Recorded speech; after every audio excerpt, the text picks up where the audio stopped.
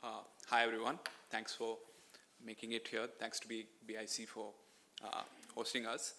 As I was wondering what I should talk about in this introduction, my thoughts went to the tens of epigraphs and quotations that are scattered across the book. And perhaps I could reflect on why I chose them. And because some of them are even mysterious to me. And this could be an interesting way to approach what the book is all about. It was P.G. Wodehouse who once said, if it were not for quotations, conversations between gentlemen would consist of an endless series of what-hos. So that spirit, I picked out 4 of the epigraphs in my book. And as I started connecting them, the key themes that emerged were pluralism and influence, which felt fitting to me. So that's what this small introduction is going to revolve around. So I'll get to the first epigraph. I'll just give you a second to read it. So this is the lovely opening to Kalidasa's Raghuvamsham, and I think it's quite a wonderful extract to meditate on. The world is made, it is created only when there is a harmony of word and meaning, of language and clarity, of Shiva and Parvati, as Kalidasa would have it. And I often feel like it seems like we're living in a world that is rapidly unmaking itself, where words are being rendered hollow, evacuated of meaning, where anybody can just say anything and get away with it. But poets can reawaken us to the fact that the word is nothing but a microcosm of the world, and our relationship with words is only a reflection of our relationship with society at large. And it is in this sense that words become political, and certain important words will have to be rescued from those who use them left, right, and center without really pausing to consider what they mean to convey.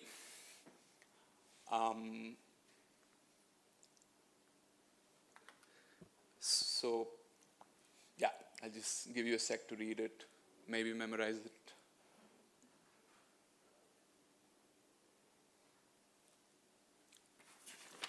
I'm sure most people here will know who Kuvempu is, or at least would have heard of his name. He's an extraordinarily important writer in the Kannada tradition with quite an unimpeachable legacy, part of a generation that saw themselves as being emancipated by the British education system. Kuvempu begins writing long Victorian English poems inspired by Romanticism until the Irish writer James Cousins tells him off and says, look, it's a bit pretentious, why don't you write in Kannada, And the rest is history.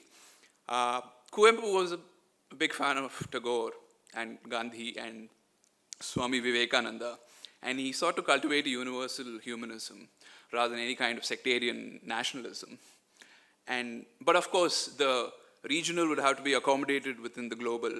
Our home in the world would have to be constructed afresh, and a special relationship with one's mother tongue would have to be cultivated that would then be capable of communing with the world at large. Or to use a helpful binary that Kannada literature supplies us with, the Marga and the Desi. In a nutshell, Marga is the cosmopolitan world of institutions and social elites and technical urban excellence.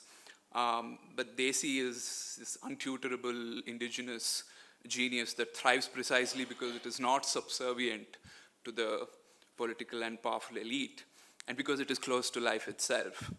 And the first chapter of my book is titled Marga-Desi and the Battle of Identities, and explores the many dimensions of this binary since their inception many centuries ago, all the way down to the faux nationalist, hyper-capitalist moment of our own times. I discovered that culture wars aren't really a new phenomenon, and that culture has often been created and recreated through contrast. In fact, without contestation, culture ceases to be dynamic, and therefore ceases to be. The broad canvas of 20th century Kannada literature and the characteristic intergenerational squabbles that gave it so much passion and meaning, again, stands testament to this. So when do we really encounter this Marga-Desi business explicitly? The first extant Kannada text, the 9th century Kaviraja Marga, is also perhaps the first text in the world that self-consciously theorizes this vernacularization of a cosmopolitan language, namely the blending of Kannada and Sanskrit. And Kaviraja Marga inspired Kannada poets for at least a couple of centuries. but it would be dramatically challenged by the emergence of the Vachana, or that which is spoken, and the Sharana revolution of the 12th century, which, through its vast corpus of Vachana literature, disavowed caste hierarchy, as well as the ruling triumvirate of the king, the temple, and the Rajguru. In its critique of prevailing societal norms, it was scathing. And one of the running themes of the Vachanas is its deep questioning of the very notion of pollution in both material and spiritual matters. In the 20th century, Kuvempu's cohort of writers ushered in the Navodaya movement in Kannada literature, a linguistic renaissance that was similar to the writers of the Kaviraja Marga, acutely self-aware of its desire to fuse nativity with the broader cosmopolitan paradigm of its own times, which in the 20th century is the Anglophone world. It was the self-awareness that granted that generation of writers a measure of broad-mindedness and universal concern, values that also characterized the Indian freedom struggle. Through his famous notion of the Vishwamanava, the universal human, what Kuvempu sought was the cultivation of individual reason and free thought, unrestrained by sectarian prejudices. In our own present moment, we seem to be surrounded by a desperate search for some timeless, desi cultural essence, an endeavor that has been rendered futile and mediocre by a naive suspicion of quote-unquote foreign influences, sometimes just bigotry. And we must remind ourselves again that the most enduring cultural and intellectual movements in our history, all the way down to the 20th century, emerged precisely because they had learned to wisely navigate these anxieties, preferring always to keep their windows open to the breeze. What the history of the Marga-Desi binary tells us is that no value judgments can easily be imputed to either of these cultural tendencies, however broadly you might see them, but that they must always be understood in the context of the moral struggles of a particular moment in history, grasped on its own terms. It is in this sense that culture is always political. This is an ideal that ran through the work of the post-colonial cultural theorist D.R. Nagaraj, the rooted cosmopolitan, as Ramchandra Guha once called him, whom I quote quite often in the book, and whose writings I found extremely insightful and more relevant than ever. Nagaraj's journey from a Marxist literary critic to a proponent of intellectual desi or other was also a concerned response to the rise of the Hindu right in the 90s, and the product of an urge to articulate a more inclusive form of cultural nationalism.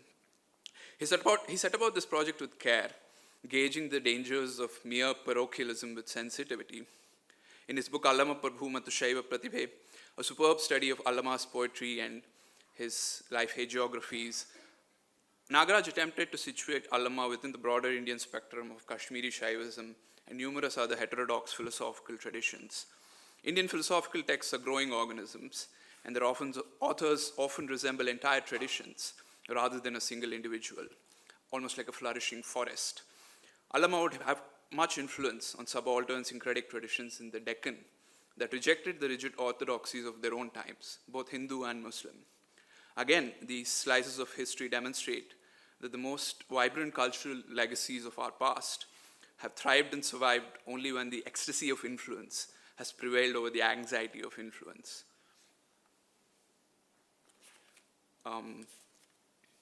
So this is from this extraordinary book called Kitab-e Norras, written by Ibrahim Adil Shah II, sometime around the year 1600. I'll just come back to this, but just a glimpse of what that aesthetic moment was. That is on the left, Adil Shah himself going on falconry or hawking or whatever it was called.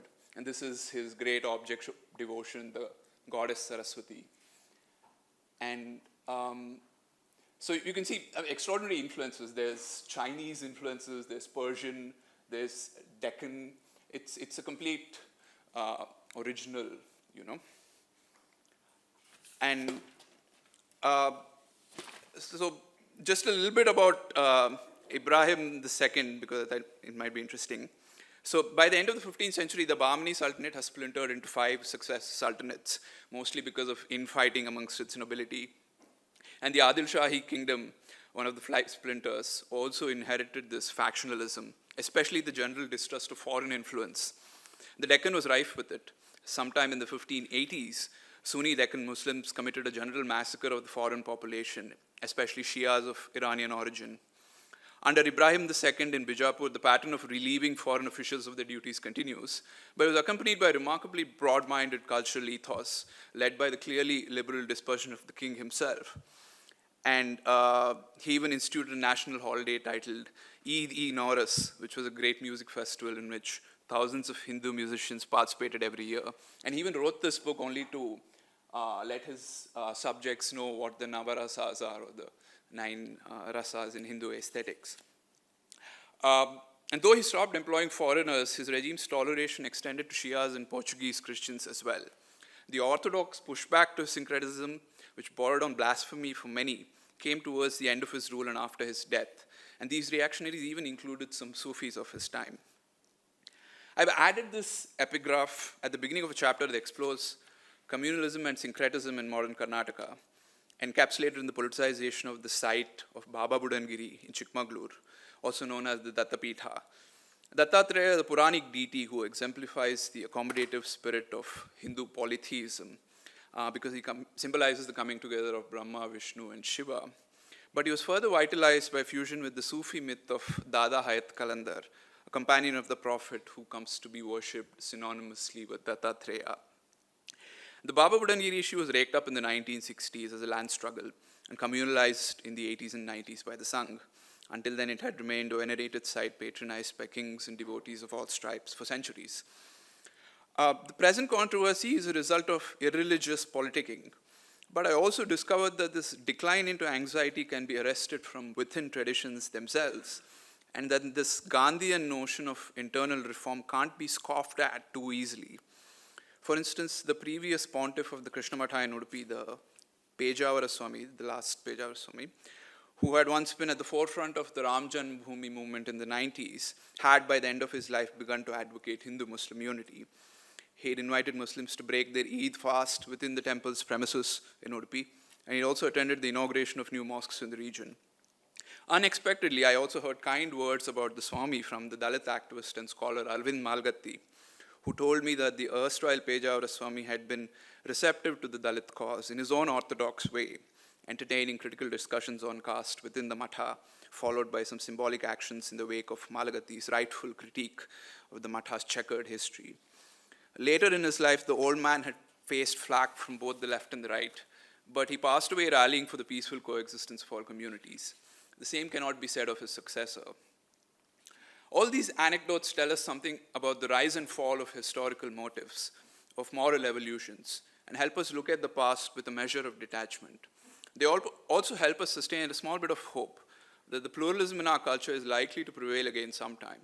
And maybe we can start working in our own ways towards this future with that assumption already in place.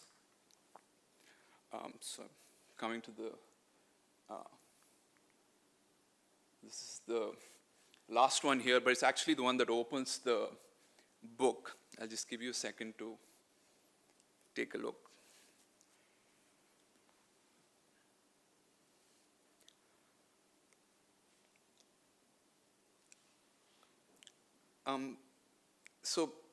Raghunatha Shiromani was this philosopher from Bengal in the 15th century, and this Navya Nyaya school was basically engaged in creating this formal Sanskrit language that would accommodate repeated abstractions and linguistic interconnections in ways that ordinary Sanskrit couldn't, which gives us what is, to my mind at least, a fascinating formulation. And I'm going to attempt a small, somewhat eccentric interpretation. The soul of this probing question seems to me, at least, that the suggestion that there might well be at the heart of human nature the inescapable urge to possess, in other words, the core conundrum of the pluralist project, the possession of the other in all its varying manifestations, to make the other one's own in some way, either by fierce repudiation or by persistent assimilation, either by force or through some kind of cultural or philosophical embrace. For one thing, the quote seemed appropriate as a sort of meta-epigraph because much of my own book is a search for the many others that came to consume my attention, which I sought to assimilate into my own narrative. These were stories and histories alien to me by virtue of class, caste, creed, gender, ideology, and subjective suffering. I could be a sympathetic observer at best and ran the risk of becoming a wily interloper if performed badly. But equally, my own self and my own convictions could not be sacrificed or trivialized, which is why I've basically transferred conversation extracts from my interviews with writers and activists as it is into the narrative, and I only intervene where necessary clarifications are in order. The political establishment itself is this big other across the book, and I try to make sense of what it means for social movements to take on this behemoth as pressure groups working from the margins of power. And even after the manuscript was complete, I was still wondering about how I'd approached all these things and what people with very hardened political opinions might make of it. Whether it was insightful or interesting, only a future reader would be able to tell me. But encountering this Raghunath Shirobani quote quelled some of the self-doubt in my mind. If possession or repossession of ideas and histories was really inherent to human nature, perhaps I could cut myself some slack and repose more trust in words. Thank you.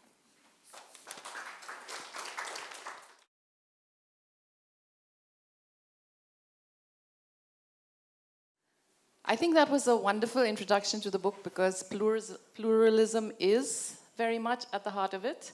It's my dedication also. Sorry? The book is dedicated to those who believe in pluralism. To those who believe in pluralism. But what I liked about it also, though you did mention that you're looking at how social movements fend for themselves in an era of hardening political positions. What for me was the most, apart from your voice and the fact that this is a very personal book in some ways, it's not about you personally, but it is about a young person discovering the history of Karnataka in this way, was the fact that literature is such an extraordinary, unmovable, huge, humongous presence in the book. It's a touchstone, and it's also how I think you navigate what you broadly call social movements, because even though you start with figures who are very, very canonical, and who, like you said, everybody knows who Kuvempu is, everybody knows who Shivaram Karanth is. When you come to the present, and you're talking about social movements and activists that are better known maybe than the writers who write about them, we still have a fair presence of the writers. And it's a way then to discover who these writers might be who are, again, that image of like fending for themselves or shoring up these movements. But what I wanted to start with before we come to the writers and your relationship to them is the idea of the metaphor, which I think is really another thing that really animates this book and for me is a very literary thing. And I was recalling Milan Kundera's idea in one of his novels about metaphors being very dangerous. And a metaphor is not to be trifled with because a single metaphor can lead to love. Okay. So the power of metaphor, right? It's something that can have personal valence. And I think in this case he is talking about a personal relationship, but you're also talking about how certain metaphors in Kannada culture became very, very influential. And it's right at the start. The title of your book is a metaphor, right? It's a game that doesn't have any winners or losers and where everyone theoretically has a chance to have a go at the ball. So that's the starting metaphor which I think holds the book together. That it's possible that we are living in a culture, however polarized now, where there is something like a native wisdom in the bedrock where everyone will get their chance, everyone will get their say. So that's one metaphor. Would you like to say a little bit about that to start with, and about metaphor in general? Yeah. Sure. So the game Rama Bhima Soma, I've actually come to realize it's a pan-Indian game. It's just known by different names. In Karnataka itself, there's some 10, 15 names. Some names are even being invented as recently as like a decade ago or something. And so the whole point of that metaphor was that, so in this game, so how it works is you chuck a ball and then it pitches thrice and it's counted off as Rama Bhima Soma. And then whoever is closest to the ball just takes it and everyone starts chucking at each other. You have to dodge, you have to inflict damage and so on. but there was an intrinsic sense of democracy to it, because power is always, alternating between the self and the other. You're identifying with the mass and yourself. Power is always temporary. This is very important. Power is temporary and self-sought out. And like you said, there's no winners or losers. Nobody wins unless everybody wins, as Bruce Springsteen used to say. And so it became interesting to me because it felt like it was the only way I could try and investigate the various ideas and ideologies and ideologues that come up in the book on all sides of the political spectrum through their relationships with each other. For instance,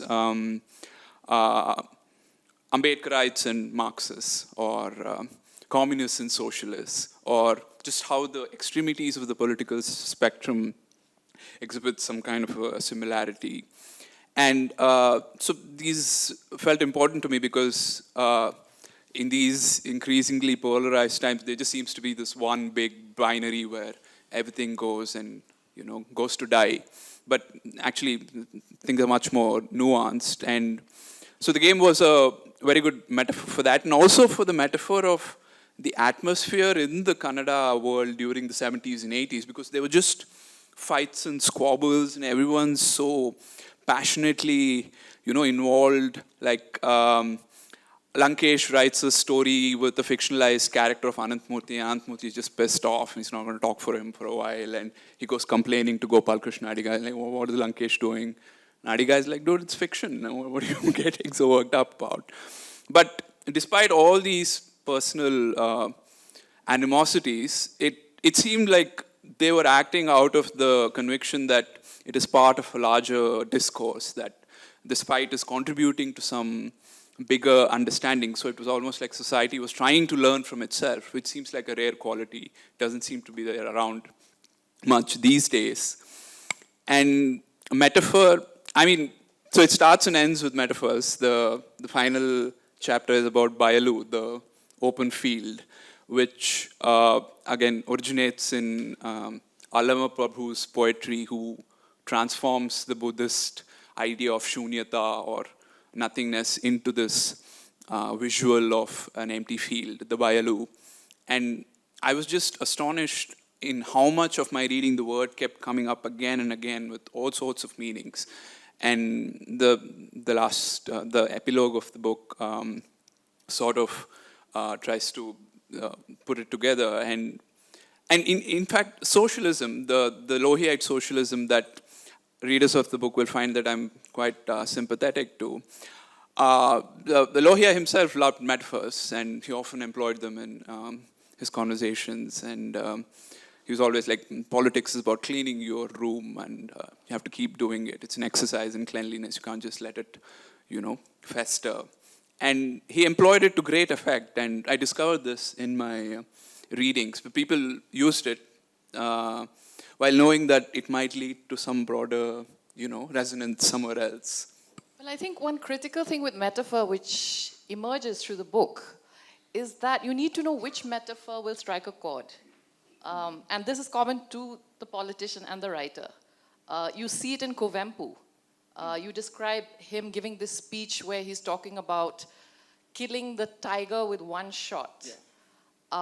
And then the tiger turns out to be not an enemy, but yourself. You have to first conquer your mind in order to overcome this so-called enemy. And so on. You often describe sort of a critical quality in leading writers by describing what sort of metaphors did they adopt. And it seems to me that there were writers who were not that adept at metaphor and used different means. You have a very wonderful way of contrasting two giants, Ananthamurthy and Bhairappa. Yeah. And you say each had what the other lacked. Yeah.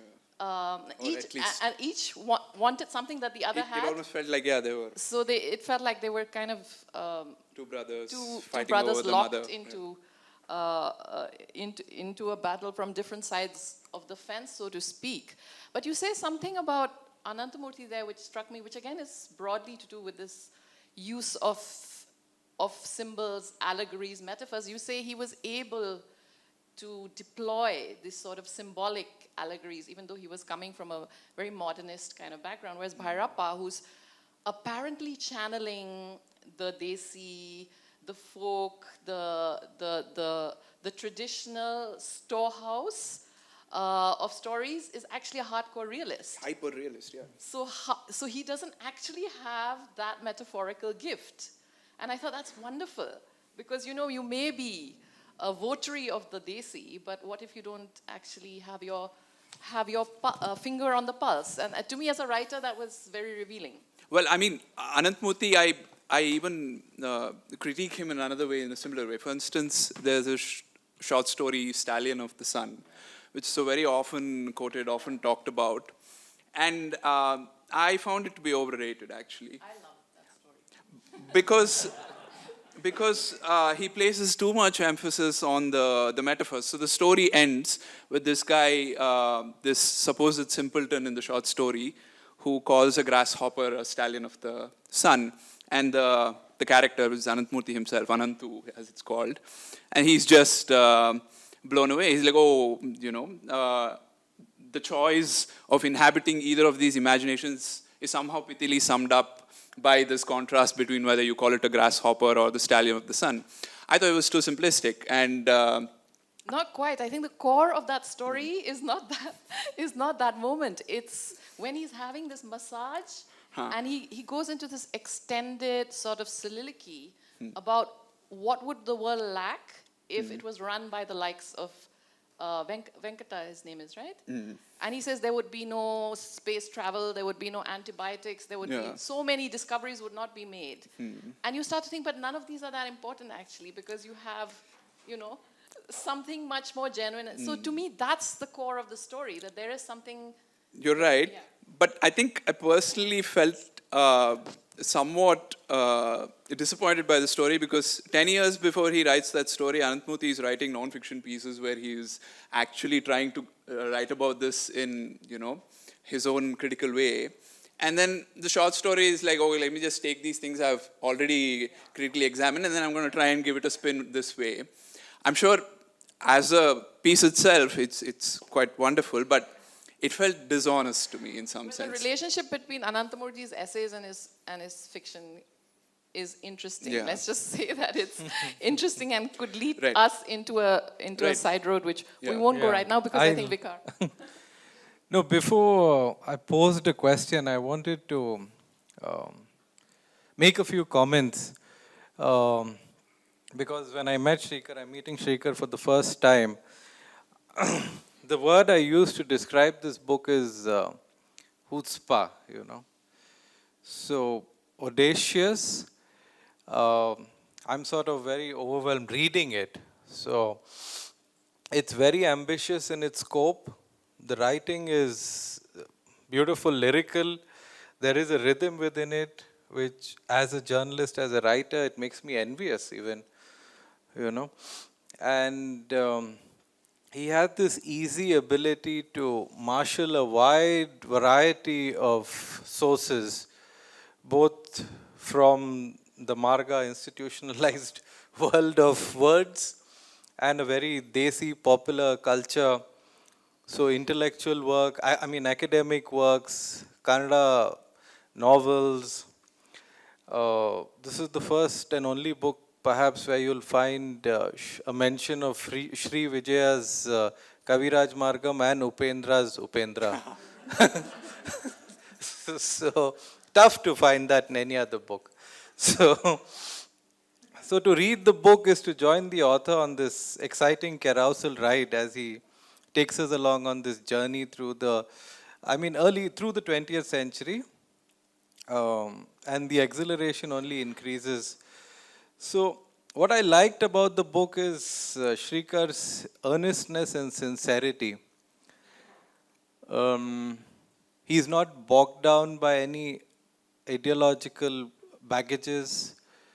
There's no cultural baggage that he's carrying, which is amazing, as a writer, as a thinker, and the way we engage with society, we're all sort of burdened, which makes the engagement a little corrupt, but at least his attempt has been very, very sincere. I found that very, very admirable. Thank you. Is by looking at, he showed the trajectory of the wide array of social movement that sparked off a hopeful quest in Karnataka in the 1970s and 80s. But he does not stop there. As through his earnest efforts, he showcases the fault lines of these movements by revealing the wrangle of petty rivalries and the limitedness of grand visions. His book is hefty in the mandate that it sets for itself. The book also discusses the immaturity of the left, unmoved as they were from the pace at which the world was changing, and the primitivism of the right with their tedious messages of hatred. And in this encompassing approach the book stands out as a sincere intellectual interrogation of the reasons why movements, which may be catalyzed by honest desires for social justice and equality, fail. His smart examination, he journeys to the very ends, the cul-de-sacs of paths that once seemed limitless in their vigor and their visions. In this, he shows the cyclical nature of history, the game of Rama Bhima Soma being played over and over again. Ideally, an intellectual exercise like this should end in tremendous pessimism, because if history teaches us one lesson, it is that triumphal ebullience will always be tempered. But instead, Shrikar is cautiously optimistic. In the last paragraph of the book, he writes, while discussing the almost Sisyphean task of Syed Ishaq, whose efforts at building a community library are thwarted not once but twice. His library is burned down twice in Mysore. He writes, by demonstrating how individuals can single-handedly empower their communities, he, meaning Syed Ishaq, is shaming the non-power of the non-performing state. In this, he is by no means alone, as this book has tried to show. Just like the explosive potential of the word Bayalu, the possibilities of civil society standing up for itself can induce much optimism in thinking minds. So that's where the book ends. So I'm, as a writer, as a journalist, my early training was in history. So, and now I'm a journalist. I've been a journalist for a very long time. I'm intrigued by the method that you chose of to narrate this very complicated story, right? If you had met me a couple of years ago and said that you were working on a book of this kind, I would have, honestly, I would have dismissed it as the youthful bravado.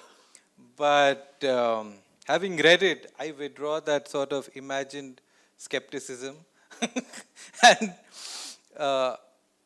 so, really, it blends social history, literary criticism, and deep reportage. It works well. So I'm wondering how, one other way when I was reading the book, one other way in which the book could have been conceptualized is through personalities, right?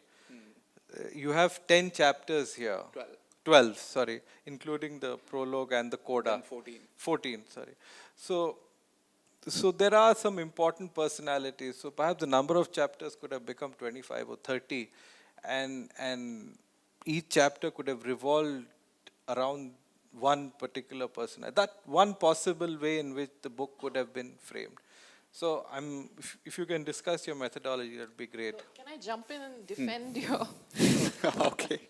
Before you defend it yourself. No, I think that's a much more conventional way of writing a book on a culture, to just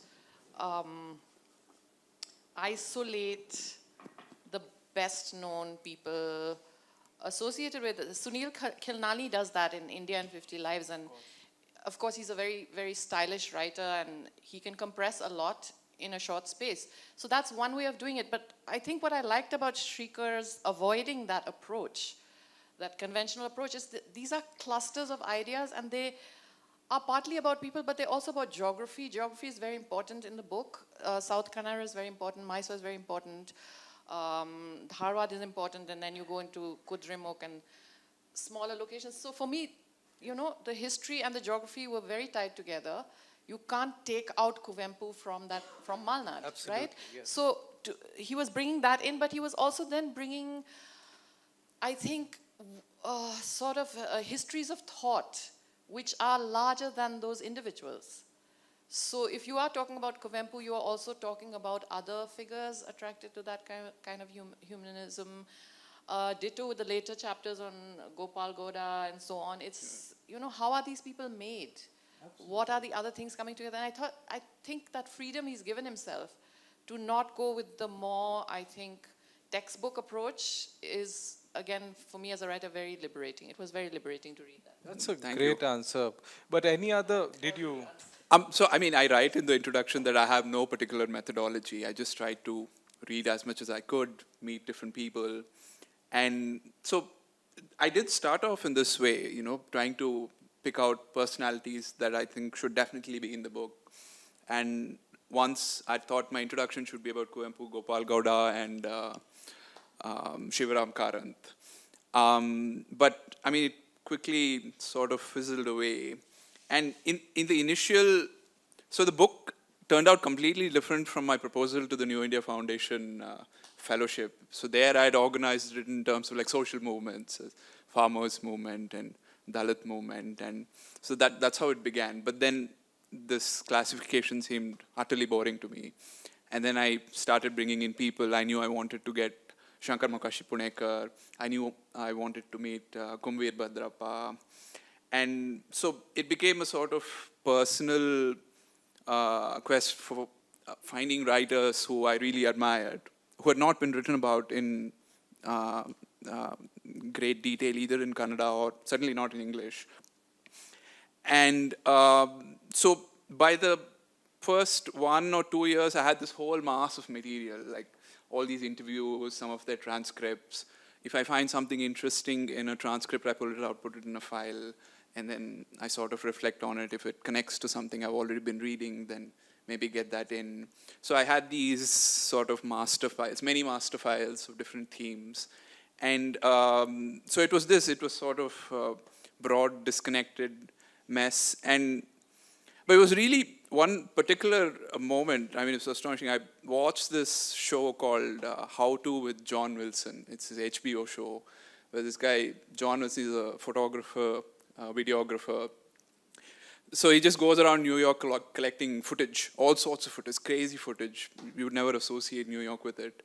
So this guy, he has hours and hours of this footage, and then he somehow creates these themes like how to drink wine or how to bird watch or something like that. And then while he goes in this pursuit, he's able to marshal so much of the material, all the while simultaneously expanding on this particular metaphor. For some reason, bird watching becomes so much more connected with very distant, disparate things. And so watching that formally, I think, gave me a bit of courage to say, okay, let's just start writing. And then I'll find different things on the way. And like a bird putting a nest together, I can somehow connect this. And it just, because there was just so much material, I think I was somehow able to put this. But all the while, these earlier strains, the writers, the movements, the ideas, the Marga-Desi, when I first encountered, I knew they had to be a chapter on this. It just seemed so all-encompassing. So when I encountered themes, metaphors, people that I felt belonged in the book, I just kept, thinking about it and just sort of came together. It's worked. I mean, it makes for engaging reading. The book is very alluring. You can keep reading it. So it works. Just one follow-up question, and then Anjum, you can take over. I was just wondering if you could explain to us, what was it about the 1970s and the 80s? You write that it was the best of time, the worst of time, the age of wisdom, the age of foolishness, a grand era of chaluvalis, all in all. What was so effervescing about this period, that provided the impetus for conscientious Kannadigas to endeavor so hopefully? I mean, just this sharp contrast with the state of affairs today, right? I mean, writers are more afraid than ever to actually come out and say what they mean. Literature is, I don't know, it doesn't seem to be as, at least Kannada literature certainly isn't as politically vociferous as it used to be.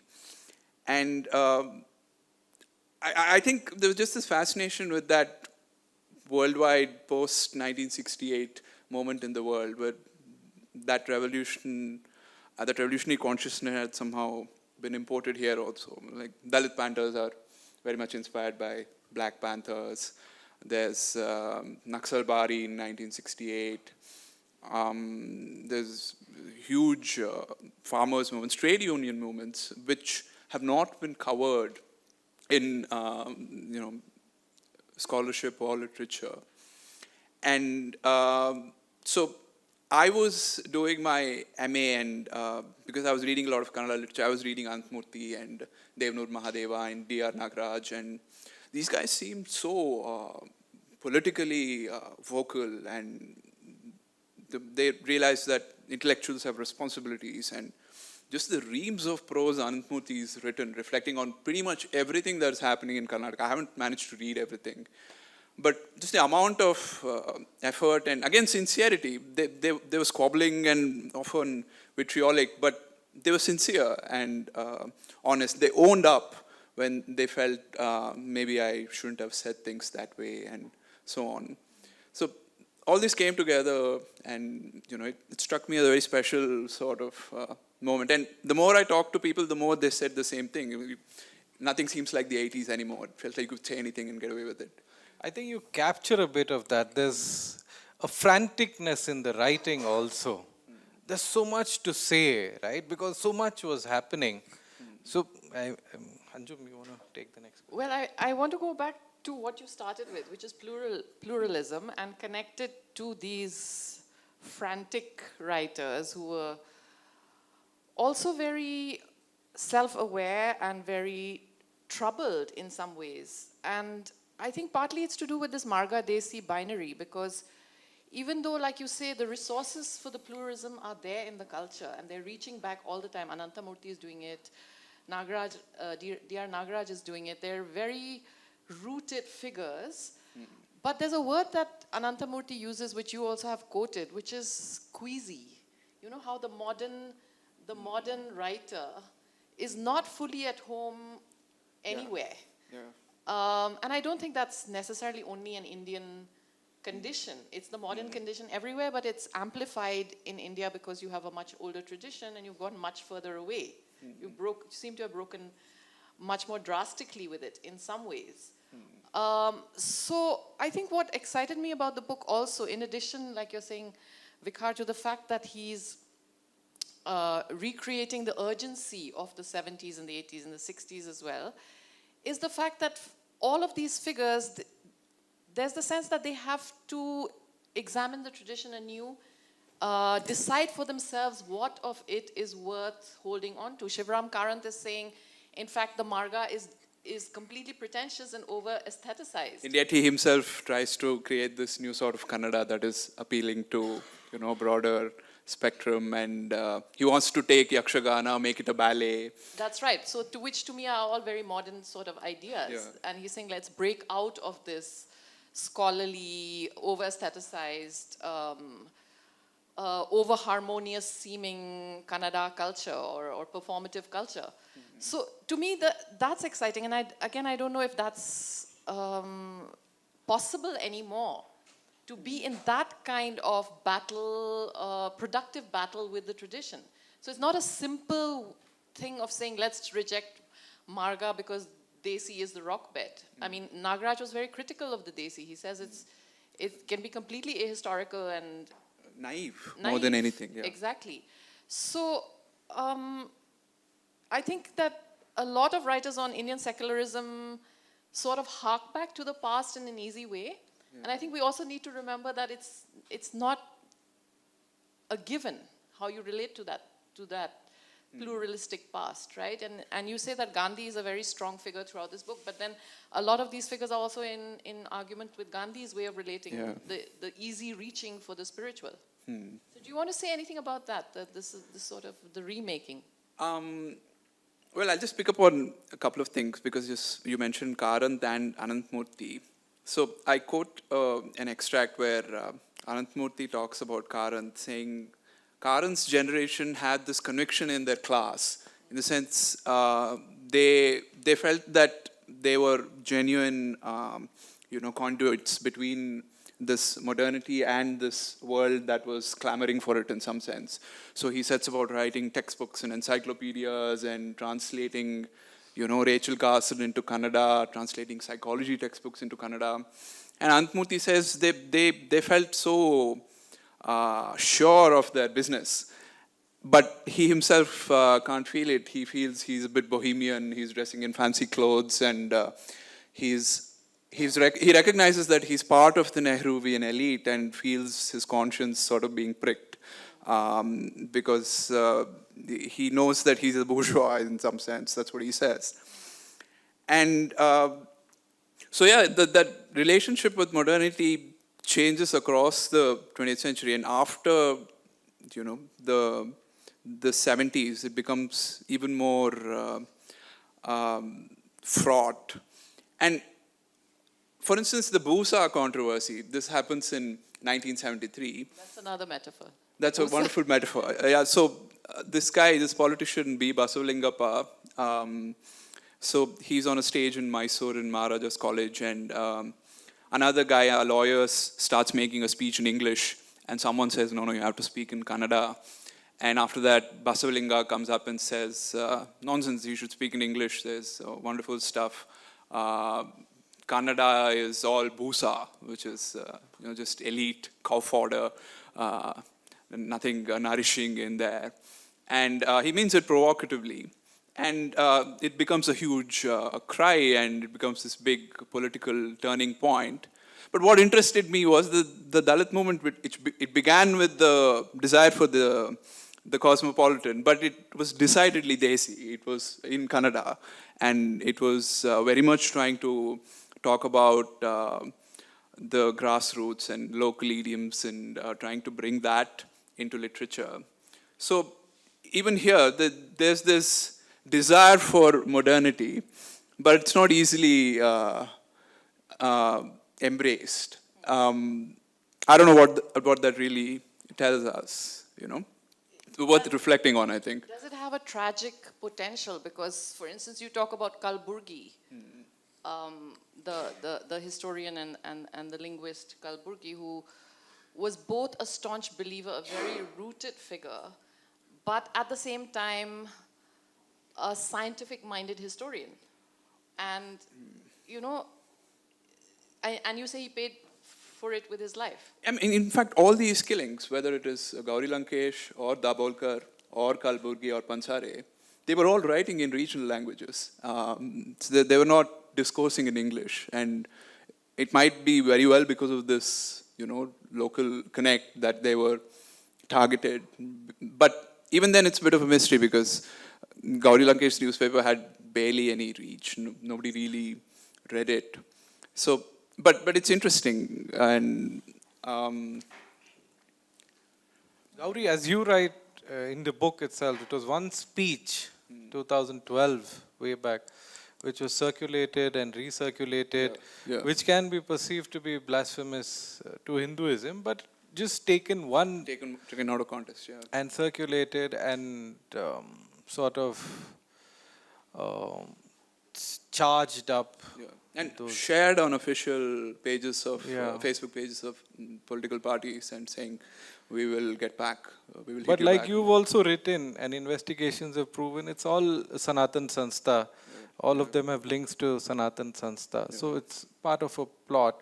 And again with Kalburgi also, it was unfortunate because he quotes Ananthamurthy, what Ananthamurthy wrote about urinating on certain stone idols, and which is then attributed to Kalburgi later on.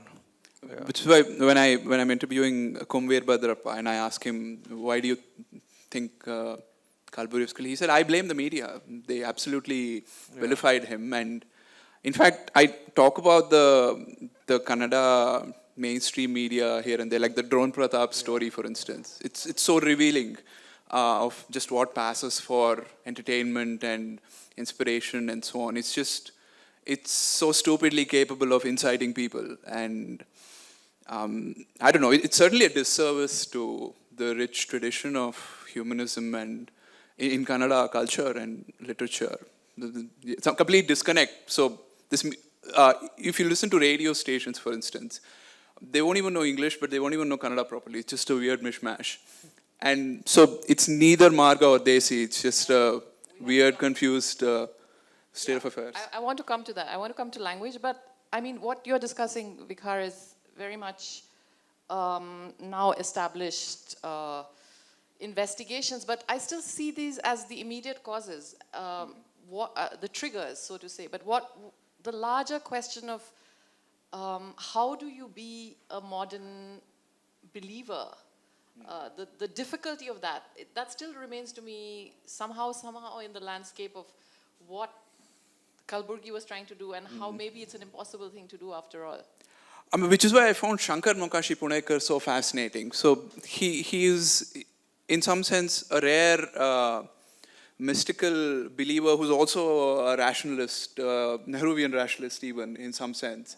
And even H.S. Shiv Prakash, I think, straddles that sort of very unique binary. Maybe it's easier to do it in fiction, I think. Maybe. Yeah, it's definitely easier to do it pull off all kinds of contradictions in fiction, which are harder to do if you're a historian, because his history is about skepticism, right? And how do you marry that with memorializing certain things? In history, you proceed by questioning. So I can see that contradiction in some of these figures. But to go back to what you said about Karnataka's tradition of humanism, one figure that really struck me in your book, one of the authors you're talking to, I don't remember who, says that in all these decades, only 3 writers in the whole history of Karnataka have are actually overtly right-wing. Yeah, Ramat Tarikare mentions it. He says there's S.L. Bhairappa, Sumati Indranadig, and I think Chidanand Murthy. Yeah. Which is an interesting observation. And he goes back all the way to Pampa. He says from Pampa to Kuvempu, there is this humanist tradition. And but what about from Kuvempu to today? Is it still true that, I mean, because that's it's been minimal. And but I mean, I found it interesting. I engaged with Bhairappa's novels quite a bit, and apart from maybe 1 or 2 of them where this sort of overt politics makes for a very dull and sort of uninspired novel, there's a lot of stuff I found interesting, especially considering the sense of orphanhood he brings into his works. You know, there's a sense of tragedy, which is basically coming from his own terrible life as a very poor, in a poor family. His mother and siblings die in a plague epidemic. His father has abandoned them. And I couldn't help comparing that with Savarkar's childhood. He too is orphaned, and there's this stark seriousness, complete devoid of humor. And so you're trying to transfer that sense of orphanhood into this sort of nation and mother nation. And so I'm thankful for the minimal literature that is there that gives us an insights into these, psyches and how it shapes your literary imagination and maybe tells us something about the current moment also. So, no, I just leading off from Shankar Mokashi Punekar, whom you describe as an utterly unique literary personality, understudied. And then you sort of segue into your interrogation of Brahmanism, which is slightly provocative, discomforting to our understanding, I suppose. So I looked up, I think you quote a couple of historians and Punekar himself. I felt that section needed to be researched because you're making, when you question our understanding of certain social categories which provide a framework to understand a system, and you are integrating Brahmanism and wondering whether that is the right way. Oh, I mean, that section ends with a complete I critique just of think it's, Brahmanism. I'm saying. I mean, you I'll just sum up what I understood. from Punekar onwards, right? Yeah, because Yeah, you draw from Punekar. Punekar, yeah. Yes. So what Punekar is saying is that until the time of the Peshwas, there was no real social domination. They A didn't hold so a much rigid power social category called Brahmins. No, that's not Brahmins what was I said. very, I mean, every Yeah, I every mean, caste, yeah. I phrase it carefully. Sorry, I I won't say interrupt, yeah. they were not always a homogeneous category. I mean, we talk about it with, say, 100, 200, 300 years of history where we know pretty much how oppressive the system was and how rigidified society had become by what we call Brahmanism. But if you go back, say, 1,000 years ago or 1,500 years ago, it's not the same story anymore. It's not this one homogeneous story that you can say, oh, 2,000 years the same thing happened. Because, for instance, in my first chapter, I quote from S. Shetter's historiography where he talks about early Kannada writings, like copper plates. So from the 4th century, you have two communities called the Vishwakarma and the Kamara. They are the first known Kannada writers. These are non-Brahmin communities. And so that was a time when Brahmanism was safely sort of ensconced in oral traditions, when writing was not, they were not prized by them. And another thing I quote is David Graeber's work, Debt, where he says, if you look at, say, 2,000 years ago, Hindu law was more humane than anything found in the ancient world. By and large, there were no widespread slavery or selling of children. But in 1,000 years, a lot changes. And this is Brahmanism. This is the arrival of Brahmanism, where a debt to the cosmos is very conveniently replaced by a debt to very particular men. And another nuance that is often missed out in the typical understandings we have is that Brahmanism quickly expanded out of the ambit of one community. It was sought out by kings, by all sorts of people who wanted to rise up in power. And even when you go back, again, the similar times, 4th, 5th century, actual lokas did not always mean real status in society. It was bundled up. And if you look at, for instance, the emergence of the Boya community in the 15th century or something, so when they are mingling with urban civilization, they classify themselves into Boya Brahmanas, Boya Kshatriyas, and Boya Shudras, or whatever. And it just seems to me that at a particular point in feudal society, these classifications were just inextricably woven into the totalitarian fabric of feudal society itself. And so I just wanted to nuance our understanding a little. And at one point, I point out that at so many times, we can actually substitute Brahmanism with patriarchy, which is the one real common factor that has united this ideology all the way today. Perhaps its most pernicious might be contestable, but at least in conversations where nuance is difficult to incorporate, maybe we can look at the symptoms of this ideology rather than just having this one word that supposedly captures everything, you know? We will be stuck on this theme if we continue, but I'll just make one point. My sort of discomfiture emerged from the limited research for this very important section. Right, as you quote, Setter, Gruber, and a conversation with Manu Pillai. Premise is No, this. I got a bunch of other stuff, papers and stuff. Yeah. So, otherwise, it becomes very close to J. Sai Deepak. No, I right? quote some If serious scholars. I quote Johannes Bronkhorst. I quote from the Indian History of Congress papers. No, it just, the and- peril is that it moves closer to J. Sai Deepak. But it's who- very far from what Mr. Deepak espouses, I think. That's why we'll just get stuck. We'll continue this conversation. This is what I'm saying. but- The very idea that you're talking about Brahmanism, suddenly it becomes this big thing. You have to say this or you have to say that. Nuance is evacuated. That serves nobody.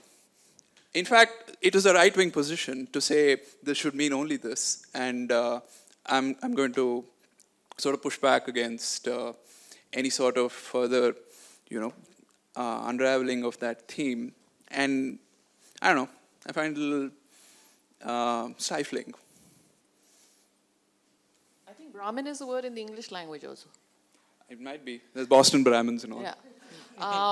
But to move away from the Brahmin debate, but to stay with English, it's interesting what you said when you hear people talking on radio stations.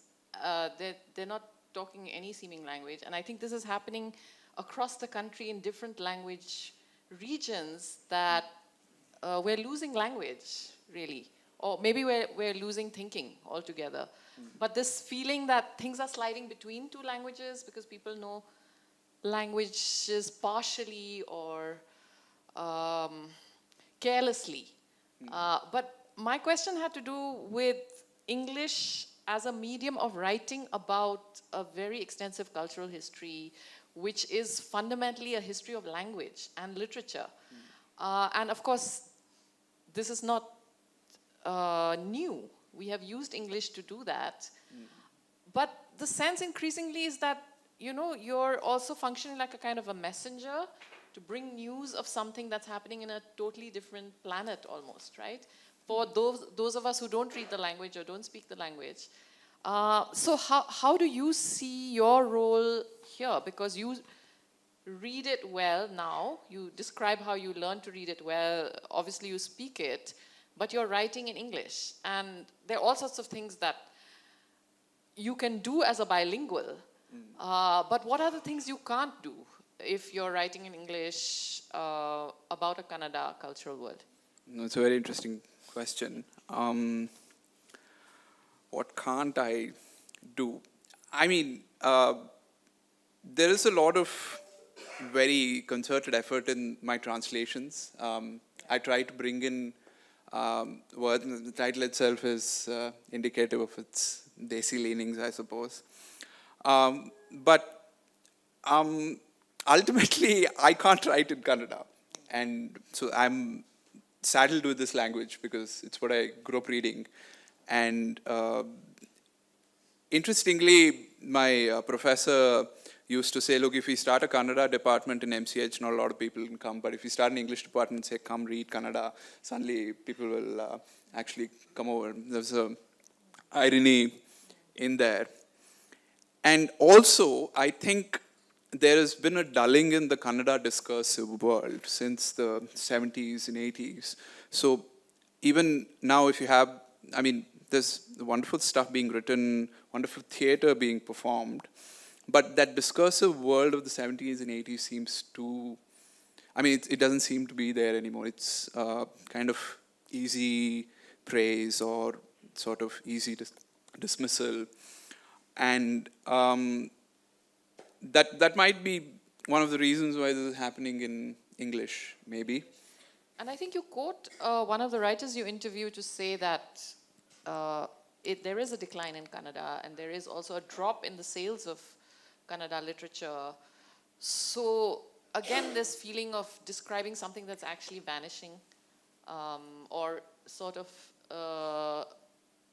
emasculated in some ways. So sort of a historical project of recovery kind of feeling. But do you think a book like this could exist in Kannada? You're saying no. It doesn't. It doesn't. Could exist. Absolutely. The language is there. Like D.R. Nagaraj writes an extraordinarily discursive Kannada. Ananthamurthy also did. So it's not like you're describing two figures who are dead. Exactly. That's the thing, And but it's also about a new generation exposed to globalization, right? And the necessary pedagogy you need to keep up with, not to keep up with this world itself. And but I don't know, it's also perhaps because there's no Kannada literary movement as such that is happening. At any point in the 20th century, there was some movement you could say, oh, these guys are doing this.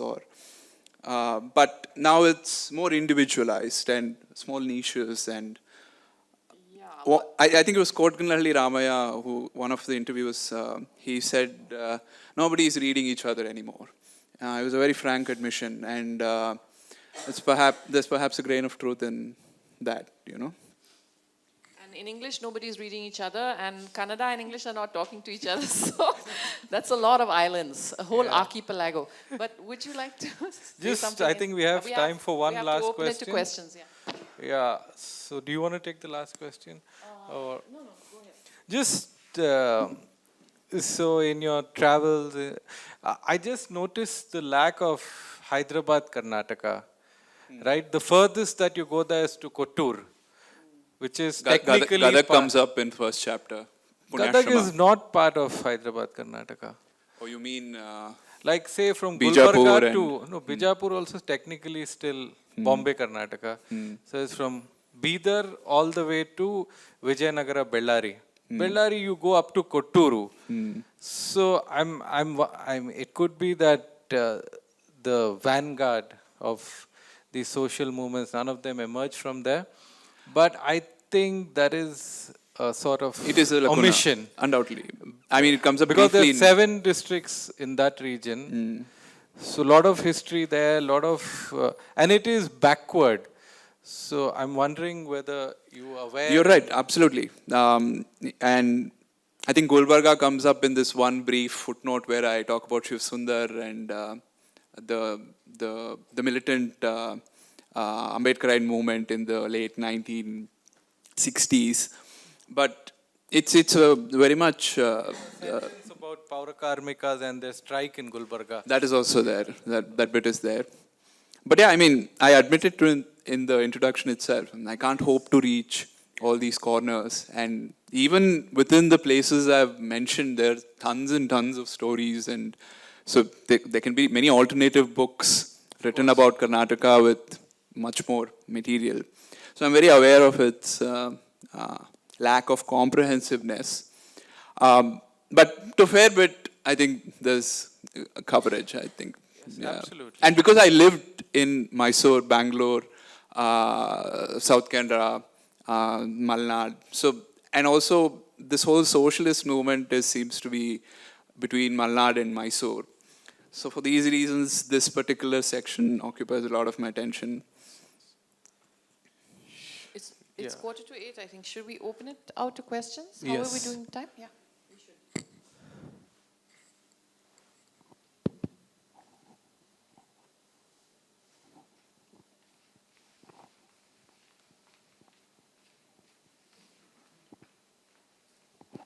Hi, this is Alok.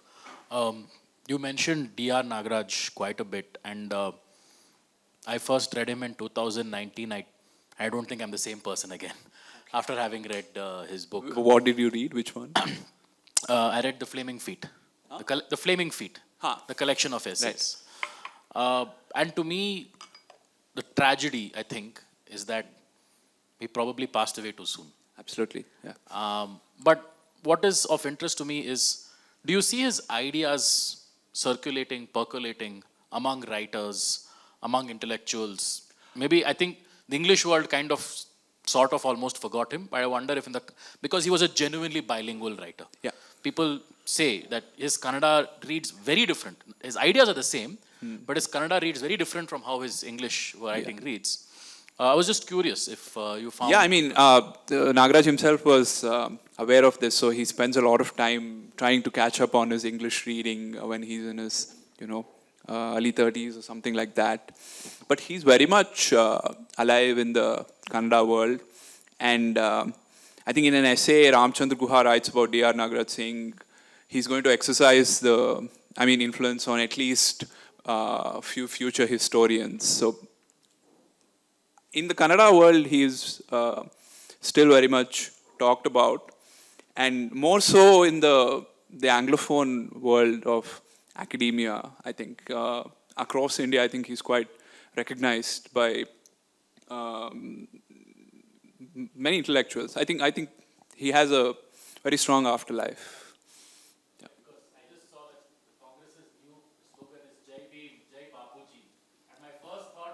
Exactly. So Nagaraj always said he was speaking the language of Gandhi, Ambedkar, and Lohia, who he preferred over, say, Periyar or M.N. Roy, because he, towards the latter part of his life, he was very sympathetic to, the Desi critique, the critical insider, and so yeah, in fact, he found very interesting ways to connect Gandhi and Ambedkar too, which a lot of people might not be too taken with today, I think.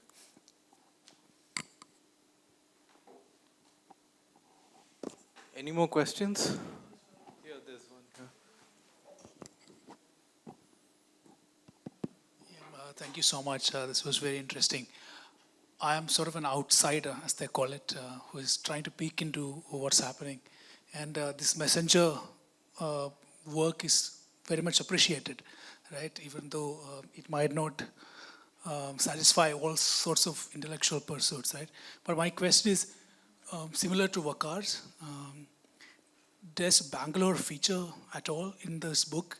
And has there any social history of Bangalore? Oh, Bangalore is writ large over the book. I mean, so the last chapter of my book is about the working class movement in Bangalore, where I interview trade union leaders and try to sort a trajectory of movements in Bangalore. History, I mean, there are stories from the 1970s and 80s under, like what happened under Gundu Rao and Devrajas, for instance. So Bangalore features a fair bit, I think, but not like in every chapter or something. But it's there. It's there. Can I go next? Yeah. Hi. Thanks for writing this book. I'm halfway done. I tried finishing it before I came here today, but that was it. Okay. I had to actually stop to add books to my Amazon cart. Okay. Because like you were saying, nobody's reading Kannada. I've added like books worth 8,000 rupees of different writers to my Amazon cart. That's after reading his book. While reading his book, not after. Like on the way, I'm like, okay, add to cart. And thanks for that. I didn't expect to start a Kannada section in my library. But one thing I was constantly thinking about is, even from before, so I started reading this genre after reading from illiberal India. When I read when I read that book about Gauri Lankesh's story, I did not expect it to be like a who's who of the Kannada literary world. What happened? Like I didn't expect it to be like the story of Lankesh and his card games with people around Karnataka. And I got to know so many people, and I kept bemoaning to my friends that this book didn't exist yet. Okay. That was in November 2024. Okay. So. I'm really glad to get there. But one thing I was always thinking about is like his Brahmanical stuff apart. Why do you think there was no Periyar in Karnataka? Because there was a Kuvempu, in some sense. It's a much less prickly figure. Equally scathing. I mean, Kuvempu is not a coy guy. He's calling out. He says, I'm not going to temples. I don't entertain Purohits. I don't entertain Purohita Shahi. That's what he says. But at the same time, he's trying to speak from within the vocabulary of the Sanskrit epics. He's inspired by Vivekananda. So he's very much a critical insider. And he's able to pull it off because of a genuine sympathy for the cultural history of this land, which Periyar was too prickly, but I don't think he had much interest in history and, cultural histories. I think you should, coming from a political perspective, you should also read about the Miller Committee report. Okay. Because Nalvadi was the king then, Mysore king. 1919. Yeah, so there was a very strong non-Brahmin movement in Karnataka in the 1910s and 1920s. So Vagaligas and Lingayats put up a powerful, they set up scholarships, they set up hostels for students, they start lobbying with politicians, trying to, unseat Brahmins from their city privileges. And they're extraordinarily successful, and they dominate politics for decades. And Mysore King Nalvadi, I think, he appoints a committee which recommends for affirmative action reservation, which was very progressive. I think it was, the report was submitted in 1919 and implemented over the next decade. So it sort of addressed Brahmin superiority or domination in bureaucracy at least. Any other questions? I'm sorry I haven't read your book, No, that's okay. and I'm extremely ignorant about the subject of it. Then you'll find it an interesting read. But as I was listening to you, I was just wondering if there, in this whole intellectual, cultural, social movement that you've been covering, were there any women apart from Gauri? Oh yeah, it's an interesting thing we never touched about. We've managed to forget about the women. That's just incredible. Yeah. But he Thank you does- for the question. There are women in the book. I interview the Kannada poet Pratibha Nandakumar, who is a major character in one of the chapters. I interviewed Du Saraswathi, who is an activist in Bangalore. She's basically the star of the last chapter. M.K. Also Indira, the older Kannada language writers M.K. like Indira. M.K. Indira. M.K. Indira. Gaurama, Abubakar. Not so much, but yeah, she comes up here and there. Kodagina Gaurama. Kodagina Gaurama, this modernist who dies at a very young age when she was 27 or something, freak swimming accident. So she just leaves behind this collection of short stories. Then I talk about Nanjangood Tirumalamba, who is a writer from the 1910s, 20s onwards. An extraordinary woman who teaches herself Kannada, Tamil, starts writing. She's castigated by Masi Venkatesh Iyengar for writing a story where a husband apologizes to his wife. He said, it's not right, it's unbecoming. But I meet I don't meet her, but I encounter the story of Kusma Saurabh, who Vishnu Kamath introduced me to. She was an environmentalist and activist, was very active from the 80s and 90s before she dies in a freak road accident. So yeah, they come up at least more frequently than this conversation, I think. I suggest.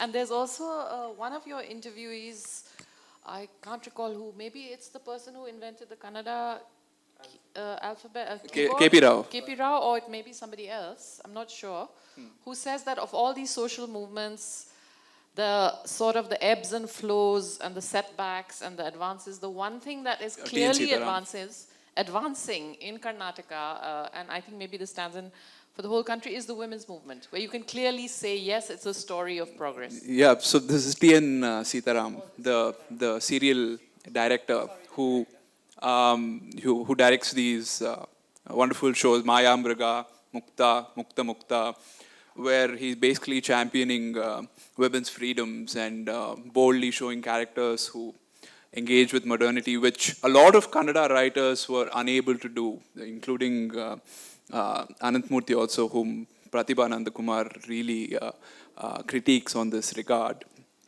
And so he says feminism is the only thing that has kept marching, and he felt very optimistic about it.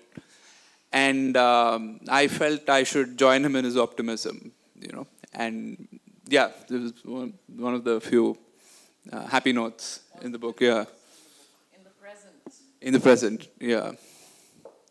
Her question just got me curious if you had the chance to engage with Sarah Abubakar's work, because to me at least, also because you said South Canada, Sarah Abubakar being a Berry woman that wrote in Kannada, I was just wondering if you also dealt with her work in your book. Yeah, I bring up her novel Chandragiri Tiradalli, which is her most famous novel. It was serialized by Lankesh in Lankesh Patrike during the 1980s. And interestingly, when it was translated into Malayalam, so there's a scene in the novel where this woman commits suicide by jumping into a lake or a pond in a mosque as a symbolic sort of rebellion against patriarchy and triple talaq and all of that. And when it was translated into Malayalam, they just removed the mosque. They just changed it to her jumping into a river or something like that. So it provoked a lot of people. But she was recognized by the Kannada world as a bold voice, and they celebrated her. Yeah. Hi, Shrika. Hi. I just wanted to ask, over the last 2 years of this journey through this book, what are the one or two life-changing things that you have learnt or developed or... I think the things that will stay with me are my meetings with writers and activists. Like, I remember going to meet Kumbir Bhadrappa. I'm just so excited. I've read his books. And so I spent time with writers, talking about them. And also all the other interviews. It was just a very intimate glimpse into their lives. So that was a very... interesting aspect of this book writing, because otherwise I'm just sitting at home reading books and trying to write. So the interviews and meeting people and just letting them tell their stories, it felt very meaningful, and so that's what I'm going to carry away from this book. I grew up in Maharashtra and spent half my life there. So I was wondering if there's a similar book for Maharashtra as well, which kind of combines. Because there are certain similarities, if I may say, for example, the chauvinism for the local language, or I would say language militantism. I mean, we have had that in Maharashtra as well, but in Karnataka also, Vatal Nagaraj and Karnataka Rakshana Vediki and all of that stuff. So do they feature? I saw in Bhusa, I read a little bit of Bhusa and I saw that it turns up there, but I wanted your thoughts on that as well, because you want to know if Maharashtra features or in what measure? And then I say language militantism features at some point in the book as well. So I encountered this region in some of the Dharwad based writers. For instance, Shankar Mokashi Punekar. So he grows up in this sort of Marathi Kannada background, and a lot of them go to Bombay. So Bombay comes up here and there. I think I have a brief bit about the Shiv Sena and the Dalit Panthers and how they compare to the Dalit Sangharsh Samiti here in Karnataka. But apart from that, no big great theme along Maharashtra, Marathi in particular, I think. But it comes up here and there. You want to know about Kannada language chauvinism? You want to know about Kannada language chauvinism? Yeah. Oh, I mean, it comes up briefly.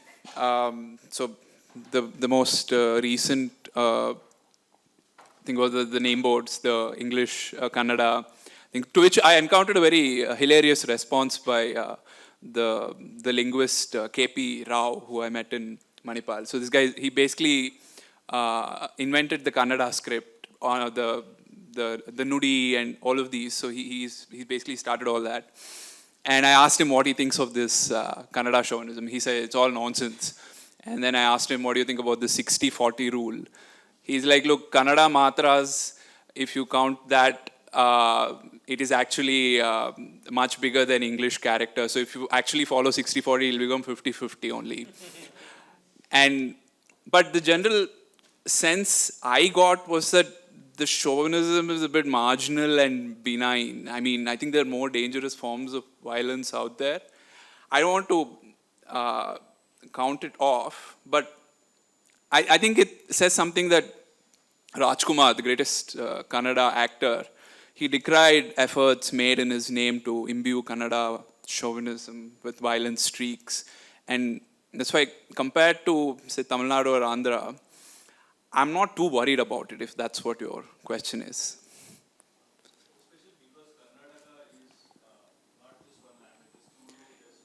It's historically been a crossroads of languages. It has always been it's not on the multicultural, coast. as compared to Maharashtra and to some extent I would say Tamil Nadu and the other southern states as well. It's always been a multicultural, It's always been multilingual society. I think it retains that. Do we have time, Sunana? 1 minute. Thanks for introducing me to Kolike Ranga. I've been listening to that song non-stop while reading your book, and it is so entertaining. Yeah. Like I don't know how I pass my life without listening to that song ever. Hey, nonsense. I'll be the one to shout encore, as you said.